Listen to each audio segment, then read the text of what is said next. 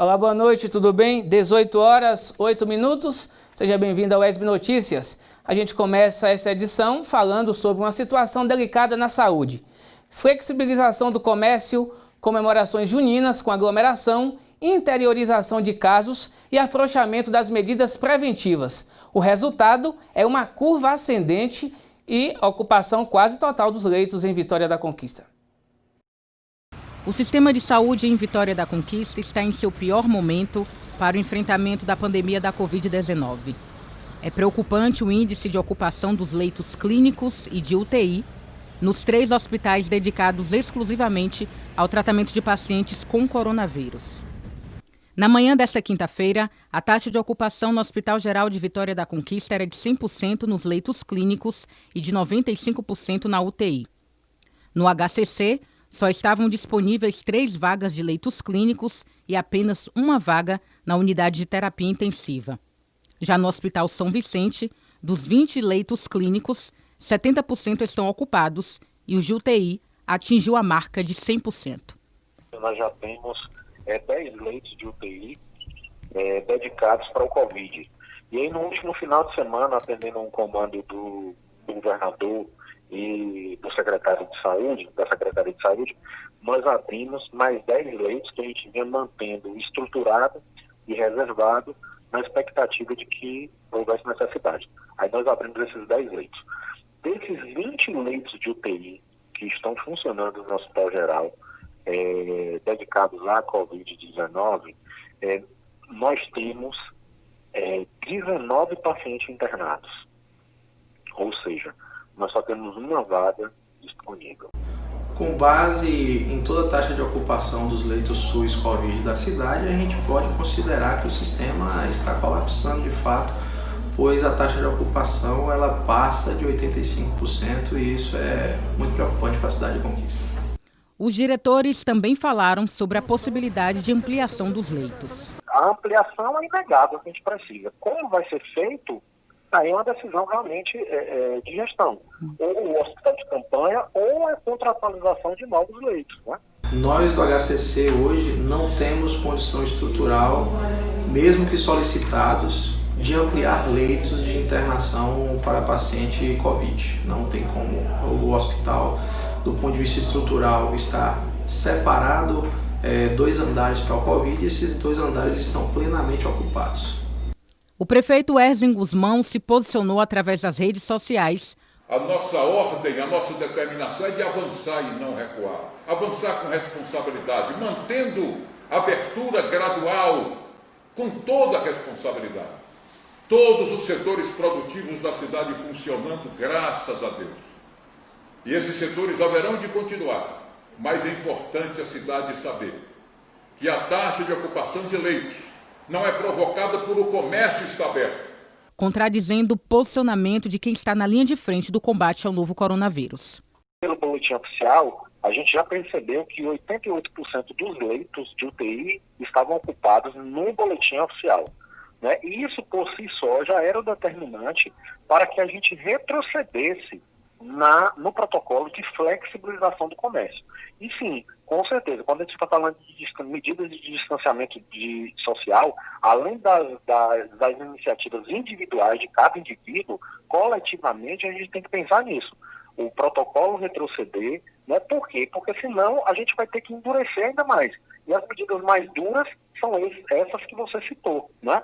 Toque de recolher e lockdown. Mas voltar às atividades, voltar no protocolo é essencial, para que somente as atividades comerciais ligadas a atividades essenciais estejam funcionando. E nós entramos em contato com a Secretaria de Comunicação do Estado da Bahia para ouvirmos o secretário de Saúde, Fábio Vilas Boas. Mas até o fechamento desta edição, não tivemos retorno. O mesmo aconteceu com a Prefeitura de Vitória da Conquista. A situação de Vitória da Conquista, com a ocupação quase total dos leitos e a fala do prefeito Erzen Guzmão em manter as atividades comerciais não essenciais, repercutiram na cidade. Algumas instituições se manifestaram e defendem o lockdown. Tão logo foi divulgada pelas redes sociais a fala do prefeito Erzen Guzmão, a posição do prosseguimento da reabertura do comércio defendida pelo Executivo Municipal causou espanto em integrantes das entidades de saúde de Vitória da Conquista. A gente fica muito preocupado, né, porque isso aponta uma instabilidade para a população. A segurança que as pessoas poderiam ter naquela movimentação de reabrir o comércio, ela se acabou. A gente precisa ter cuidado com esses movimentos, porque isso não é uma questão política. A população de Vitória da Conquista está sob risco. E não é porque o hospital está sendo ocupado por pacientes de outros municípios, não. Ou se compreende que nós estamos todos juntos, a população baiana, no mesmo movimento, e Vitória da Conquista não é uma ilha e nunca foi. Ou então, estaremos todos comprometidos e sob risco de ter o caos instalado muito brevemente. Os hospitais com leitos exclusivos para atendimentos de pacientes com Covid-19 aqui em Conquista estão em colapso. No hospital de base, a taxa de ocupação da UTI está em 95%. O HCC está na mesma situação. E aqui no São Vicente, a ocupação é de 100%. Os leitos que estão vazios só estão esperando a chegada de novos pacientes. Nesta semana, a Prefeitura autorizou a reabertura das academias, mas a posição de quem trabalha com saúde é pelo endurecimento do isolamento social. A gente não sabe de maneira muito real, em Vitória da Conquista, em que momento da propagação nós estamos. Se a gente está no meio ou próximo do fim, ali nós já estamos no platô. A Prefeitura Municipal seria a revogação do decreto de abertura do comércio e as medidas a serem tomadas na proporção que está em local. De acordo com a Comissão de Saúde e Direito Médico da OAB, a Prefeitura foi responsável em seguir com as fases de reabertura das atividades essenciais, uma vez que o plano divulgado pela Prefeitura destaca que se a taxa de ocupação de leitos estiver em até 20%, avança. De 21% a 70% será mantida no atual estágio, e se superasse os 70%, o que acontece agora, retrocede. Na primeira reunião onde se discutiu essa reabertura do comércio, a própria prefeitura, por meio do seu coordenador, apresentou, dados e projeções que indicavam que o pico da doença ele ocorreria entre 5 de julho e 17 de julho. Então, esse aumento de casos nesse período ele já era esperado. Com relação ao pedido de liminar feito pelo Ministério Público solicitando o fechamento do comércio, indeferido pela Vara da Fazenda Pública, a advogada disse que a OAB vai procurar mais uma vez a promotora. O que é possível fazer é levar esses novos elementos ao processo, seja por meio de um ingresso através como um terceiro interessado no processo, ou mesmo levar esses dados para a doutora Guiomar, que ela certamente vai fazer uma atualização e aguardar uma nova manifestação do judiciário. Até o momento, não existe vacina contra a Covid-19. A higienização das mãos, o uso de máscaras e o isolamento social continuam sendo as medidas mais eficazes para conter o avanço do coronavírus. Na opinião dos conselheiros de saúde, as imagens que vimos em outros estados, com pessoas morrendo por falta de leitos, pode acontecer em Conquista. Eu tenho a porta de entrada do hospital, que é o pronto-socorro de urgência e emergência. Ele já está lotado. Eu tenho os leitos que já estão ocupados. Eu tenho aí uma forte tendência de eu não conseguir atender. E vai morrer na fila. O colapso do sistema de saúde impõe isso. A gente está vendo isso, já viu isso em algumas cidades do Brasil, já vimos em vários países do mundo. Estamos vendo acontecer o lockdown em algumas cidades ainda agora, inclusive aqui na nossa Bahia. Estamos vendo casos de Belo Campo crescendo, já aparecendo, que há pouco tempo não tinha. Temos a situação de Tapetinga, temos a situação de Jequié, enfim, Ilhéus, nós temos situações que são complexas. Itabuna, nós não podemos ficar achando que nós estamos numa ilha, não estamos. Estaremos atingidos. Situação complicada. Toque de recolher em Barra do Choça. A prefeitura da cidade adotou essa medida desde a última segunda-feira, mas na madrugada de ontem, um ônibus escolar utilizado na barreira sanitária foi incendiado. A suspeita é que as chamas foram provocadas por vândalos. Veja na reportagem de Luiz Pedro Passos. Desde a última segunda-feira, a cidade de Barra do Choça vive sob toque de recolher, medida adotada pela Prefeitura como forma de conter o avanço do novo coronavírus. Entre as 18 horas e as 5 da manhã, as pessoas estão impedidas de circular pela cidade. Apenas farmácias e supermercados estão autorizados a funcionar. Todos os municípios que se encontram na mesma situação que a nossa, num crescimento absurdo de número de casos, nós fomos convocados a tomar umas medidas mais rígidas com relação ao comércio, com relação às atividades comerciais dentro do município. Desse modo, sabemos da dificuldade dos comerciantes, dos pais de família que precisam trabalhar. Mas nós temos hoje um crescimento imenso. Nós hoje não podemos mais fechar os olhos para isso. O município de Barra do Choça vem tomando as medidas preventivas estabelecidas pelos órgãos sanitários. Desde o início, há mais de 90 dias atrás, a gente tem se voltado e se debruçado para poder estar evitando a disseminação do vírus em nosso município.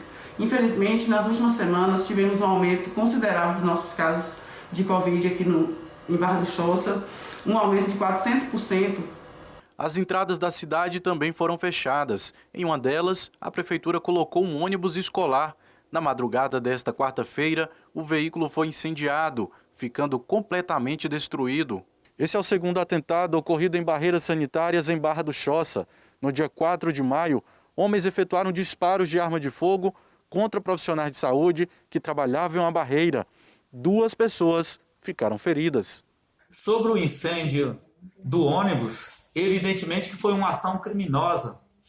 O prefeito não é culpado, a polícia militar não é culpada, o governador não é culpado. Culpados são os criminosos e aqueles que andaram incitando o crime. O município de Barra do Choça já registrou mais de 195 casos confirmados da Covid-19. Desses, um número superior a 120 casos estão ativos, mais de 60 estão recuperados e 3 óbitos foram contabilizados. É uma situação muito preocupante. Contamos com a colaboração da população, com o entendimento da população de que essa é uma luta de todos nós, que nós precisamos da colaboração de cada cidadão de Barra do Choça para que possamos vencer junto essa doença. Agora é hora de atualizar os dados da Covid-19 aqui de Vitória da Conquista, mas nós vamos apresentar os dados da Secretaria de Saúde do Estado da Bahia. De acordo com os dados da CESAB, 1.392 casos confirmados aqui em Vitória da Conquista, 19 estão aguardando validação da Secretaria de Saúde do município, um crescimento de 2,2% nas últimas 24 horas, crescimento de 14,1% dentro de 5 dias. 291 casos estão ativos aqui na cidade. Fazendo uma comparação com o Estado teve um crescimento de 2,9% nas últimas 24 horas. Dentro de 5 dias, o Estado da Bahia teve um crescimento de 10%. Vitória da Conquista teve a mais, quase 5%. Uma diferença bem grande. Isso aí tem a ver com o afrouxamento das medidas aqui na cidade, a abertura do comércio. A abertura de comércio não é essencial. E também de outras medidas que estão acontecendo aqui. Então, o que acontece? Vamos repetir novamente aí, trazer de volta aqui, só para a gente frisar isso aqui. Então, dentro de 5 dias, Vitória da Conquista aumentou 14,1% dos seus casos e na Bahia, dentro de 5 dias, 10%, bem acima da média aqui do estado. Vamos passar agora para o próximo ponto. São as divergências dos dados. 1.231 casos confirmados aqui em Conquista, 1.392 casos confirmados pela CESAB, uma diferença de 161 casos. E, como eu disse, 19 casos estão aguardando a validação pelo município. Vamos passar para a próxima. O índice de ocupação. Esses dados são de ontem, os dados de hoje ainda não foram divulgados. 51 leitos de UTI, 67% estão ocupados. 46 leitos clínicos, 88% estão ocupados. Vamos ver agora onde é que estão distribuídos esses leitos. São 27 leitos no HGVC, que é o Hospital Geral aqui da cidade, 6 clínicos, 20 leitos de UTI adulto e 1 leito de UTI infantil. São 30 leitos no Hospital São Vicente, 20 leitos clínicos, 10 de UTI adulto. No Hospital de Clínicas, o HCC, são 40 leitos, 20 clínicos e 20 de UTI adulto. E o índice de ocupação de leitos agora chegou aqui para a gente, fonte da CESAB de hoje. Esse é o cenário atual, no momento aqui em Vitória da Conquista. 100% dos leitos ocupados no Hospital Geral e 100% dos leitos ocupados, os leitos clínicos, que são 6 lá, estão ocupados. São 20 leitos de UTI também no Hospital Geral, os 20 leitos já estão ocupados. No Hospital São Vicente são 20 leitos clínicos, 75% desses leitos já estão ocupados. 10 leitos de UTI também estão todos ocupados. E no Hospital de Clínicas são 20 leitos clínicos, 65% ocupados. E 20 leitos de UTI, 90% de sua ocupação. Um cenário crítico, uma situação que requer bastante atenção e também que as autoridades de saúde, as autoridades aqui também do município, possam rever algumas atitudes. E no próximo bloco você confere mais informações sobre a mobilização para a votação do Fundeb. Aguarde um instante só.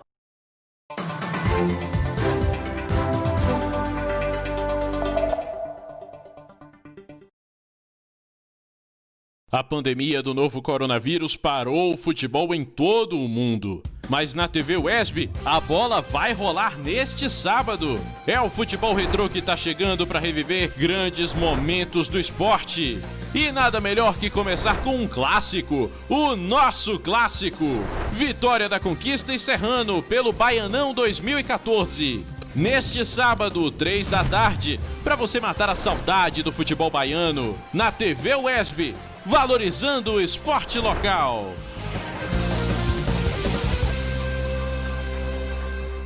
O futebol retrô na TV UESB tem o apoio da Linet, sua internet de fibra.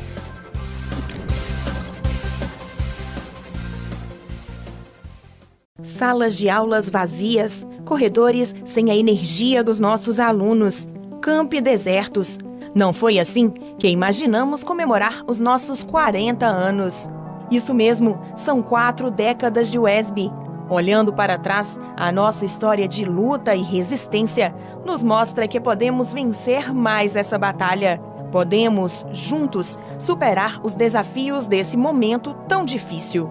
Para que possamos nos encontrar novamente, o trabalho por aqui não parou. Nos readaptamos. Sem medir esforços, cada um que faz parte dessa história busca contribuir agora para uma sociedade mais segura e saudável. Pois o nosso grande desejo é que logo, logo possamos estar juntos de novo para celebrar. Afinal, é grande o orgulho da trajetória que construímos até aqui. UESB, 40 anos, conhecimento para uma vida plena. Universidade pública, gratuita e de qualidade. Em breve você vai entender o impacto deste conceito aqui na TV UESB.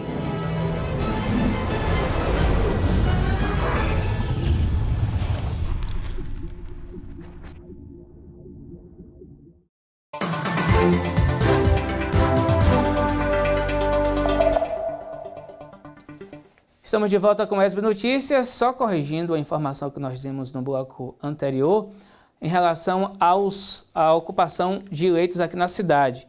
Os leitos de UTI são 51 e estão 88% ocupados. Leitos clínicos são 46 e estão 67% ocupados aqui em Vitória da Conquista. Vamos seguindo. A aprovação da continuidade do Fundo Nacional da Educação Básica, o Fundeb, está mobilizando parlamentares no Congresso Nacional, uma vez que este fundo financia boa parte dos valores investidos na educação do país. Saiba mais na reportagem de Aline Ferraz. A aprovação da continuidade do Fundo de Manutenção e Desenvolvimento da Educação Básica, o Fundeb, mobiliza os parlamentares no Congresso. Na Câmara, a promessa do presidente Rodrigo Maia é votar a matéria na próxima semana. A principal fonte de financiamento da educação básica no Brasil tem prazo para acabar. Pela legislação em vigor, o Fundeb se extingue no dia 31 de dezembro deste ano. É uma das maiores conquistas da educação brasileira. Idealizado por Anísio Teixeira, realiza uma cesta de impostos que financia a educação básica em nosso país. A lei atual vige até dezembro deste ano. Precisamos votar o novo Fundeb. O relatório que a professora Dorinha Seabra Rezende apresenta à Câmara dos Deputados não é o ideal, mas é consensual. Precisamos aprovar o Fundeb para não deixar no vazio o financiamento da educação básica em nosso país.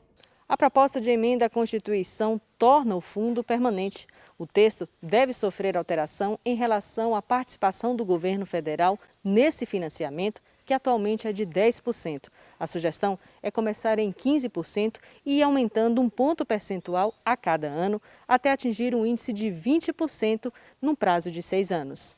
Pelas redes sociais, deputados como Valdenor Pereira, do PT, participam da campanha #VotaFundeb para aprovar a matéria na Câmara. Vota Fundeb. Eu apoio essa campanha da CNTE, Confederação Nacional dos Trabalhadores em Educação, que solicita do Congresso Nacional a inclusão em pauta, apreciação e aprovação da proposta de emenda constitucional de número 15 de 2015, que institui o novo Fundeb, o Fundeb permanente, para continuar garantindo a manutenção e o desenvolvimento da educação básica pública no nosso país e a valorização dos profissionais da educação. Só em 2019, dos 248 bilhões aplicados nas escolas públicas do país, 65% do total saíram do Fundeb. O fundo recolhe verbas públicas e reparte o montante entre todas as 26 redes estaduais, mais a do Distrito Federal, e as 5.570 redes municipais de ensino. Ele é composto por 20% de diversas receitas, entre elas o Imposto sobre Circulação de Mercadorias e Serviços, o ICMS, e o Imposto sobre Propriedade de Veículos Automotores, o IPVA. 60% dos recursos do Fundeb são utilizados na remuneração de professores, diretores e orientadores educacionais. O restante vai para as despesas de manutenção e desenvolvimento do ensino, como o pagamento de outros profissionais ligados à educação, a compra de equipamentos e a construção de escolas. Ele é fundamental para a manutenção da educação em nosso país, que já atravessa um quadro muito sério, muito grave, com uma educação que necessita de financiamento, necessita de recursos, necessita de investimentos públicos. Portanto, a nossa defesa é que esse recurso ele seja ampliado no mínimo em 20% e que esse fundo ele se torne um fundo permanente, um fundo que seja assegurado na Constituição e que caracterize esse financiamento como algo já consolidado para o desenvolvimento da educação básica em nosso país. O ciclismo é um esporte que vem sendo praticado por diversas pessoas e é visto como um estilo de vida saudável, mas quando realizado em rodovias, o esporte precisa de uma atenção maior para a segurança. Confira na reportagem de Joana Rocha.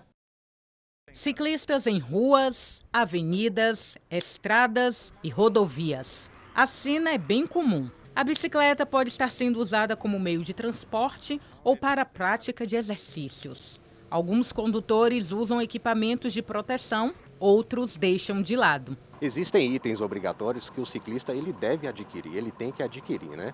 Ele tem que colocar na bicicleta ali como sinalizadores, né? São os refletores, uma buzina, o próprio retrovisor, para poder garantir mais a segurança dele na rodovia. Outros itens que não são obrigatórios, que ao meu ver é super importantes também, ele deve adquirir, que é o caso da joelheira, cotoveleira, o próprio capacete também, que no caso de uma queda, diminua mais o impacto, né, dos ferimentos. Quem já passou pelo susto de sofrer um acidente reconhece a importância dos equipamentos. Acabei colidindo num carro que estava parado no acostamento à noite sem nenhum tipo de sinalização, né? E eu estava de cabeça baixa, acabei não vendo o veículo e acabei colidindo, né, na traseira desse veículo, ao qual fui socorrido, levado ao hospital, onde foram feitos vários exames, né, que constataram uma lesão em minha medula, né, fratura de mandíbula, fraturei 4 vértebras na cervical, né, e fui diagnosticado com tetraplegia. Infelizmente eu não estava usando os equipamentos individuais, né, e hoje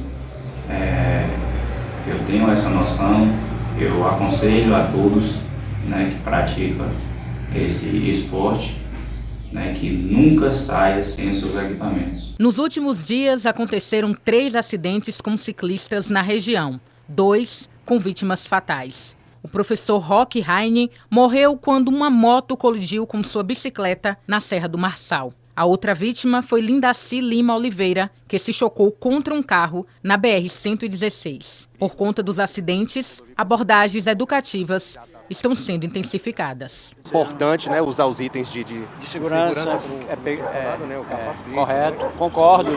Todos se cuidem, que se protejam e que façam um pedal com cautela, né, que seja prudente.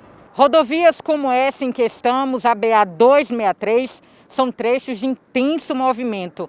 Por aqui é comum observarmos veículos pesados, em alta velocidade, curvas perigosas. E ainda assim, ciclistas pedalam, se arriscando, mesmo quando utilizam a faixa de acostamento. Você, ciclista, mesmo na rodovia ou no perímetro urbano, obedeça às leis do Código de Trânsito Brasileiro.